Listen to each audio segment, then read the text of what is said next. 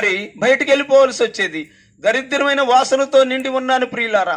అటువంటి సమయంలో నా తండ్రి వచ్చి ఇంటికి తీసుకెళ్ళి ఆయన మరలా హాస్పిటల్ తీసుకెళ్ళి ఇంకో 20 రోజులు హాస్పిటల్లో ఉండేవాడిని, మళ్ళీ 10 రోజులు ఇంటి దగ్గర ఉండేవాడిని. అలా ప్రియులారా 6 నెలలు గడిచిపోయింది ప్రియులారా. 6 నెలలు.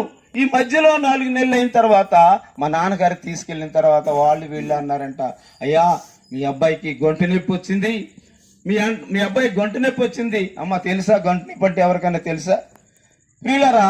అది గెర్రమని తిరిగి ప్రియులారా అది మధ్యకొచ్చి ఆగుద్ది. దయచేసి మీ అబ్బాయికి గుర్రెలేయించాలా, గుర్రెలేయితే అది మధ్యకి ఆ గుర్రెలేసినప్పుడు అది ఒక టెంకలాగా ఉంటుంది, చిన్న టెంకలాగా మధ్యగా ఆ బొడ్డు దగ్గరికి వచ్చేసి ఉండిపోద్ది అని చెప్పారంట. ప్రియులారా చెప్పినప్పుడు మా నాన్నగారు తీసుకెళ్లారు. ఎక్కడ? తూర్పుగోదావరి జిల్లా.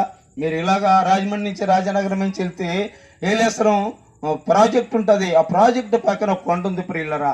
ఆ కొండ దగ్గరికి ఒక దినాన్ని తీసుకెళ్ళాడు ప్రియులారా. అప్పటికైనా పరిస్థితి